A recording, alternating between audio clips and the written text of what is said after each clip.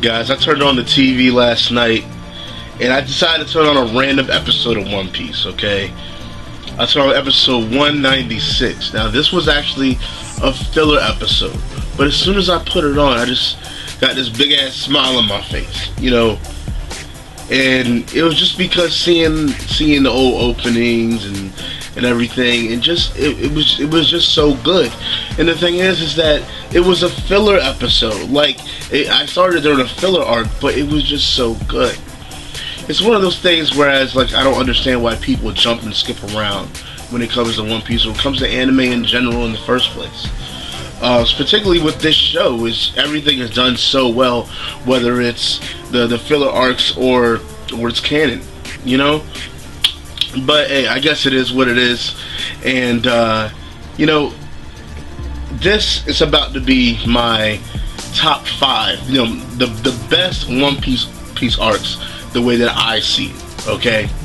And you know, of course it's going to be a top 5, and it was hard. Like, I have to pose this question. Even though I'm doing this, I still have to pose the question. It's like, how can you make a top 5 out of greatness when there's so much greatness? How you make a top 5 of greatness within greatness? Like, it's hard.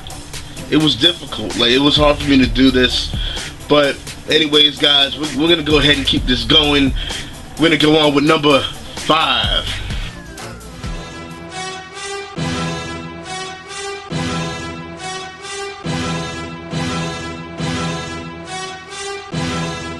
Yes, Alabaster, guys. There's so many things about this arc that I enjoyed, but I will have to say this: there were some definitely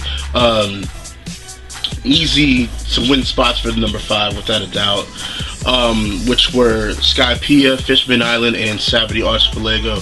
I feel that any of those 3 arcs could have easily taken this spot, but to me personally, I felt that Alabaster was definitely the one to choose, because there was so many different things with this. The climactic battles between Luffy and Crocodile, as well as, you know, the whole story of Alabaster with Princess Vivi and the king and the people having the revolt and everything, as well as Crocodile's ambitions and what he was trying to do with the weapon and take over the country, and Crocodile as in general. Like, he's probably my favorite villain in One Piece. I love his swagger.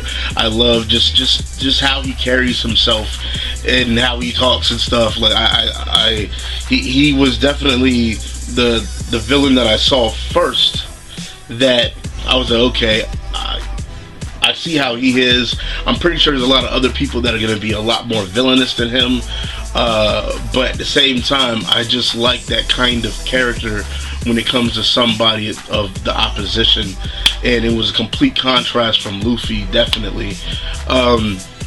But besides that, Alabaster kind of introduced the world a little bit more to me with, you know, they had like the Duck Squad, they had those fucking seal motherfuckers and shit. Like, there was just a lot of stuff, different things being presented and going on, that it showed the arc as a whole showed the initial promise of great things to come. And after I got done watching it, and I was like, wow, man, that was great. And, you know, I was like, man, like, I could tell what's gonna come in the future of me watching this and catching up. It's gonna be amazing. And I was right on the dot by thinking that. Even when you go watch my first impressions, I actually say something very similar to that, you know, because that arc, Alabaster, it's something with me personally in One Piece that it definitely showed me something promising of very things to come. But anyways, guys, Alabaster is definitely my number 5.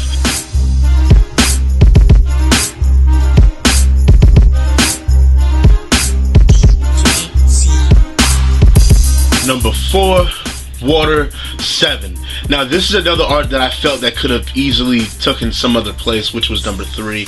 I don't think number 2 or anything like that.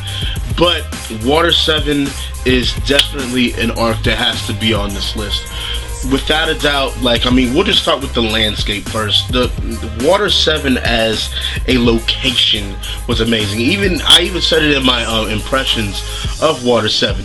Italy gets shitted on, you know what I'm saying? Like, it was amazing. I love how the whole city was just like, it flowed off of water. It worked because of the water and everything, and how it was just like an envision of just like newer places that the Straw Hats could actually see within this world, you know.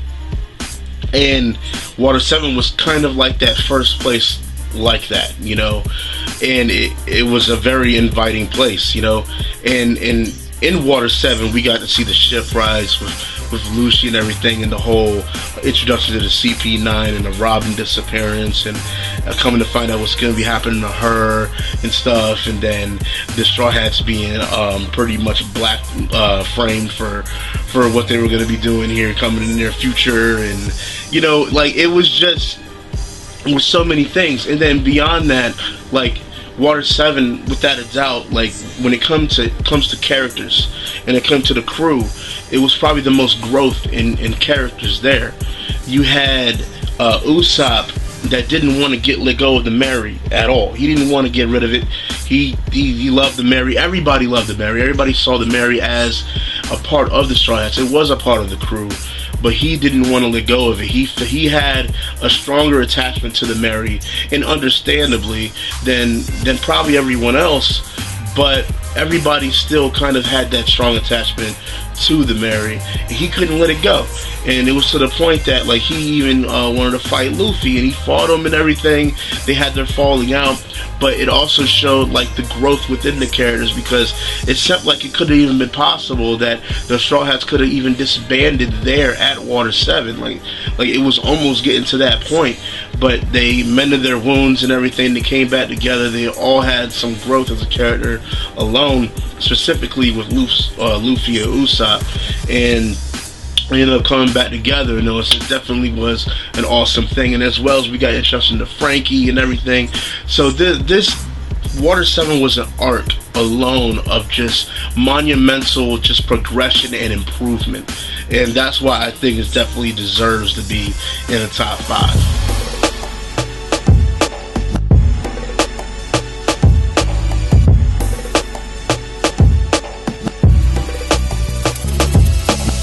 Number 3, Impal Down.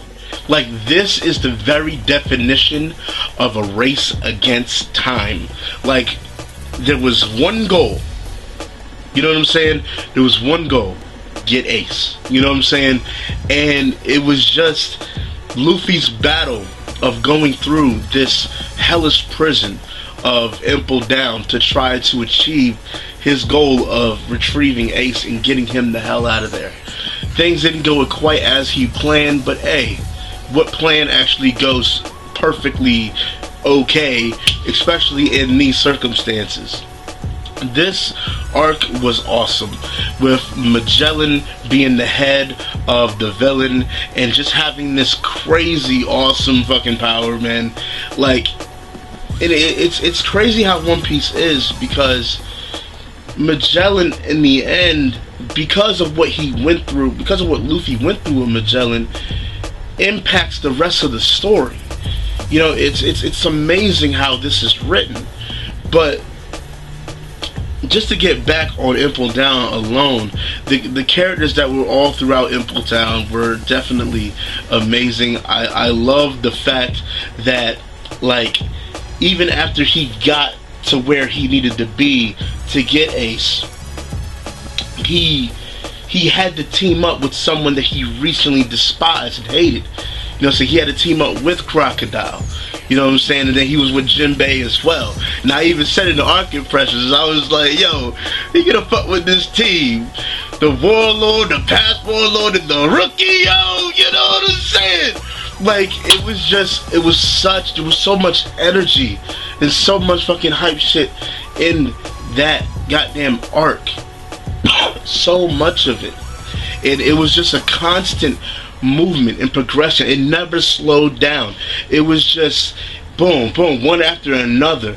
I mean, from the point when when Luffy got in, he's met up with Buggy and everything, and then the progression from that to actually meeting goddamn Yvonne and shit, like, it was just amazing. Like, and there's honestly, like, hardly any more words I can really say about Impal Down, you know.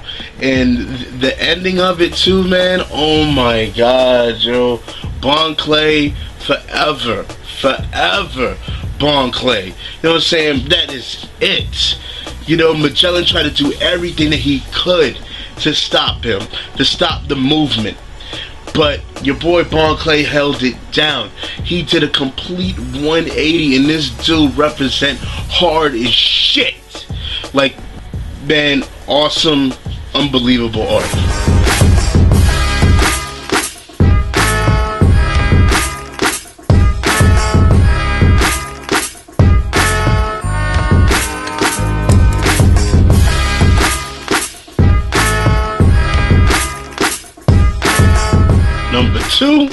Number two, Marineford. Guys, this arc, okay, was so monumental. I think beyond any other arc, I don't even have to think, actually. Like, it was the most impactful to everyone and the world of One Piece. You know, this arc provided so many looks on so many different characters, so many new introductions to so many phenomenal beasts that reside in this world of One Piece. And the one pinnacle, the one man that stood tall amongst everyone, amongst legions upon legions upon legions of allies and motherfuckers that want and enemies, was that man Whitebeard, the strongest. Whitebeard is the pinnacle of strength. This dude was such a massive, just fucking icon of beastliness. Like, holy shit! Like, the things in this arc was filled with so much, like, just action and just awesomeness that it can't be explained. You had fucking admirals and vice admirals there, you know what I'm saying? You had the strongest in the fucking world all in this one fucking place, and they were going at it, and Luffy was there like an ant, trying to make his way to save his brother. You know what I'm saying? Like, he was trying to save his brother, like, throughout everything. He went through hell to get his brother. And it turns out that this motherfucker's gonna die. Yo, like, this arc was amazing. It had such great action, but it had a pit of despair when it came down to it. And honestly, I'll say this. When I watched Marineford, even before I got to Marineford, I kind of knew what was going to happen to Ace. But even though I knew, it was still very impactful to me. You know what I'm saying? Even when it happened, because I didn't want it to happen. Fuck that shit, man. Hell no. But it happened, and the thing is how it happened too. You know, it shows that Ace, like, he sticks up for what he believes in. He believed that Whitebeard is that shit. So when he heard him talking shit, when he said that talking shit, he was like, what? You gonna say that about my pops? About my father, son? You know what I'm saying? This dude repped hard as hell. Marineford was an amazing, it wasn't just an amazing arc, but it was amazing achievement in, personally, I think, animation. Because how else was somebody supposed to put that much detail and elements and components from characters' powers and everything into one fucking clusterfuck of just awesomeness and make it work? And make it work very well. Like, what? Anyways, Marineford definitely number 2.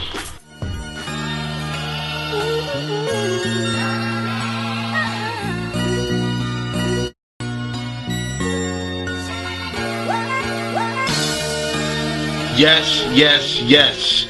You know, if you've been following me since I've been doing my ARC impressions, some my discussions, and now that I'm doing the episode reviews and manga chat reviews, you should know that I'm down with Robin. I'm down with Enies Lobby, okay? And the thing is, it's not... you have to understand, I see this arc as not just a great arc of One Piece. I think it's one of the greatest arcs in anime, period. It shows that anime has a level of depth that a lot of people that don't watch anime or don't understand anime don't believe that it's there. You know, they don't believe that they can achieve that. And seeing the growth of Robin, seeing her past, seeing what she's been through, seeing her development to the point that, okay, she didn't want to live. She thought she was a pawn on a chessboard, to the point that now she's older and she feels as if like she's given a second chance. She can actually live now. And seeing her experience from what she's been through till now was so impactful on me, without a doubt. It was one of the to me, it's still the most emotional point in One Piece. Run, Robin, run, Robin, run, Robin, run. You know what I'm saying? Like, it is, without a doubt, my favorite arc, period. And then it's not just the thing with her, it's like how they presented it. How they went ahead and showed like the straight demoralization to her psyche from the entire world, specifically through fucking Spanem and shit, yo. Like he was stomping on her, he was kicking on her, like, look, you don't deserve to live, you're nothing. You know what I'm saying? Just like treating her like straight dog shit. And I'm just like, man, I wish I could destroy you. You know what I'm saying? Like, it was there in full force, and it just kind of helped solidify, you know, her as a character and her progression as one till now, you know. And it's only with the Straw Hats that she feels whole, that she feels like a person, that she feels like she can live. And it wasn't just a thing with Robin, you know what I'm saying? That's everything with Robin, but it's also the fact of the situations that actually happened throughout the arc, how they went ahead and declared war on the world government and everything, and just everything as a whole was so well done, so well done. But besides that, you know, I'm gonna get into another discussion talking about the most emotional points of One Piece to me. But you know, that's pretty much it right there, guys. Like, and oh, one thing I got to say about Enies Lobby again is definitely the fights. You know, specifically with Lucy and Luffy. Like, this is one of the most like iconic fights I've ever seen in anime, period. And the finisher with Jet Gatling, yo, how that was presented and how it was, oh my god, like, just amazing, amazing. I have no other words to say about Enies Lobby. Just an amazing arc, very well represented with music, awesome character development. Even though it focused on one character as a whole, it was amazing. The backstory with her is so lush and just like outshines pretty much everybody else in One Piece when it comes to a backstory. And I strongly believe that One Piece is a story on its own, but I think Robin has a story within herself throughout One Piece, because she's the only person that's actually like looking excuse me, she's the only one that's looking for these fucking stones, you know what I'm saying, and actually bringing about the past of what's happening to the world and everything, and the weapons. So I definitely want to see what's going on there. Everybody else isn't doing that except for her, you know.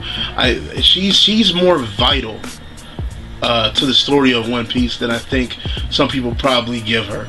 But anyways, guys, that's pretty much it. In closing, I want to remind everybody, I want to tell you guys right now, next week on Friday, I will have up my Punk Hazard arc impressions. I know a lot of people enjoy my my arc impressions as a whole.